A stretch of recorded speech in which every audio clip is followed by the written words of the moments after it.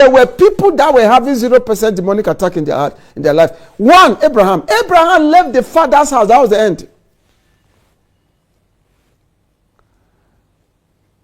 Look at Jacob. Do you know what was around him? It was angels, not demons. Look at Isaac. That was before the cross. How much more now? Look at David. Listen carefully. The reason why the devil is raging battle on our souls is to make sure we don't carry 100% of God's presence. And once we don't carry it, his activities will be among us. This is the realm of glory, where we are protected by the glory of God. Yes, every journey begins from the realm of faith, so there's no problem. That's why when you are going through this level, God comes quickly to give you teachers, to teach you the word. You get to this level until you get to this level, where there will be 0%. Now listen. If we must get to the level of 0%, then we must understand the battle for our souls. The devil wants every one of us, you and I inclusive, to become he that sinneth in the realm of the spirit. That, like I said, I would have loved King James, to become he that sinneth. In another word, in the realm of the spirit, they see your soul as the soul that sins. The soul that sinneth. In another word, I will give you some prophetic graphics shortly. The enemy want us to come to, let me use the word, he wants us to achieve the identity, for lack of better terms, of the soul that sinneth. In another word, to become the soul that sinneth, to acquire that title, if I may use that word, in the realm of the spirit, the soul that sinneth. All have sinned and fallen short of the glory of God, being justified freely by his grace. So when we come into Christ and he cleans us and purifies us, we're no longer the soul that sins. Satan come back to rage battle around your soul, to bring you back to the realm of the soul that sins. The essence of the battle for our souls is to make us the soul that sins. Because there's a law in the spirit that says the soul that sinneth shall die, shall be cut off from the active presence of God.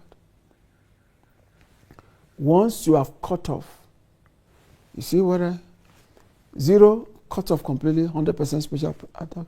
This one is joined to the Lord, but it is 70% of his life that is not joined yet.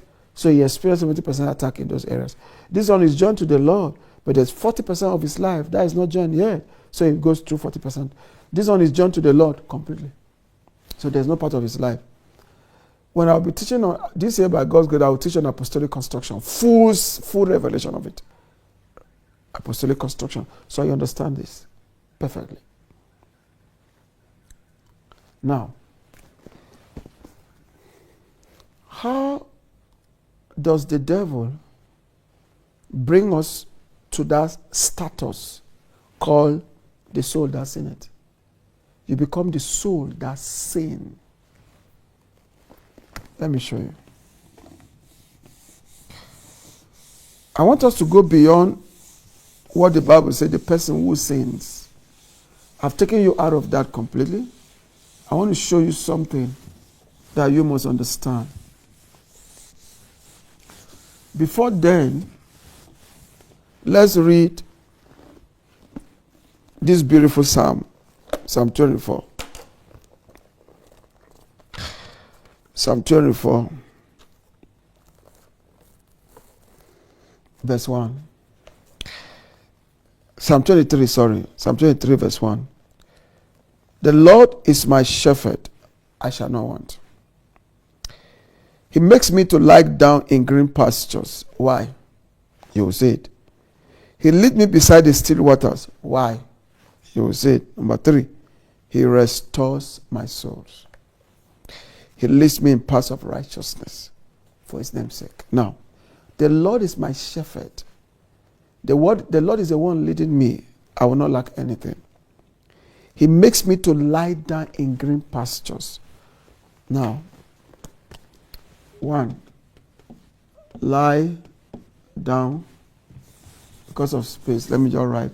Lie down in green pastures. 2, he makes me to lie down in green pastures. He leads me beside still waters. He makes me to lie down. Lie down. Let me just put LD. He makes me to lie down. To lie down in green pasture. To lie. Not to visit it. To lie down. He makes me to lie down in green pasture. Of course, this is not talking about grasses. It's talking about ministries. Churches planted in the most holy place. In the holy place. Where you find spiritual food. He makes me to lie down there. He leads me beside the still waters. That is the waters of the Spirit of the living God. So you get my point? What is the reason? Look at the next statement. He restores my soul. So the purpose of the green pastures and the still waters is to restore our souls.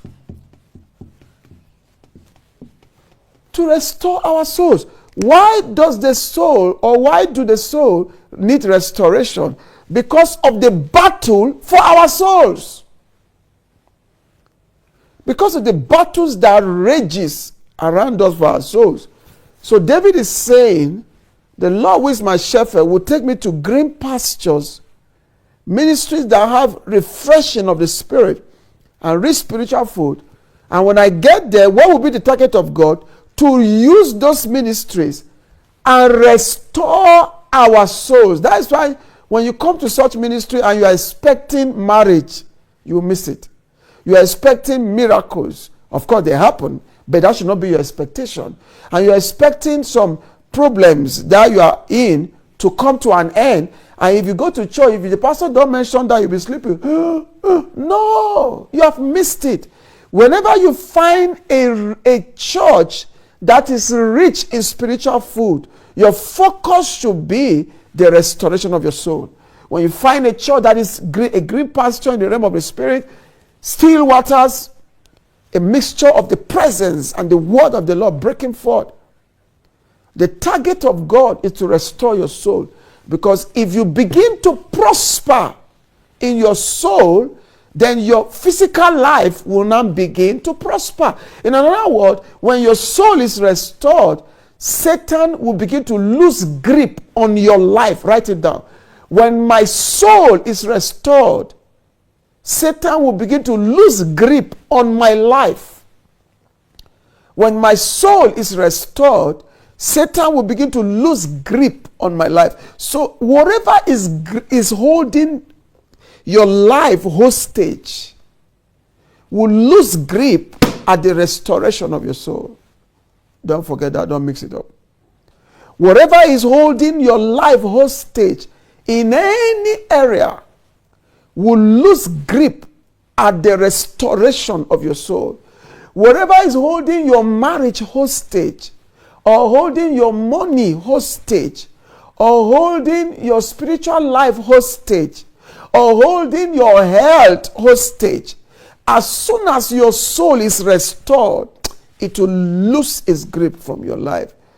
Because the restoration of our souls is the catalyst that makes the restoration of our lives possible. Without the restoration of the soul, there can be no restoration of the life. That is why it is stupid to drink oil. Stupid to drink oil. Very stupid of us to drink oil. To have it poured on your head, and your head will be shining like the moon, or drenched in your body, and it begin to drop. And they'll tell you, don't bathe. They are just zombifying you. Don't bathe. Don't take bath.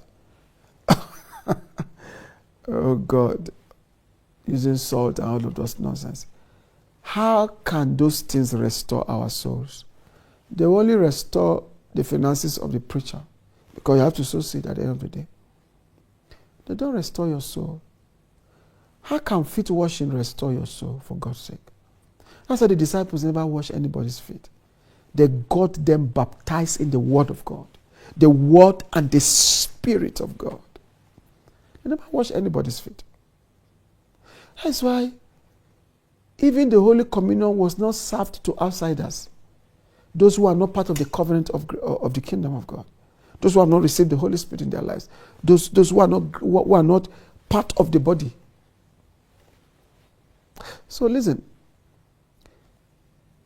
If you want to help yourself, focus on the restoration of your soul. Because that's what the battle is. Your soul, my soul. That's what the devil is waging war. And listen, David was taken to green pastures, still waters, for the restoration of the soul. Now, when the soul is restored, you cannot be led. Look at that statement. He leads me in paths of righteousness for his name's sake. You cannot be led. Many of us cannot accurately hear from God because our souls have not been restored. So the things we claim God is saying to us are not really true. That's how they have never yielded any result. So we first of all need the restoration of the soul before we operate in accurate prophetic anointing. When your soul is not restored, you cannot operate in accurate prophetic anointing, my friend.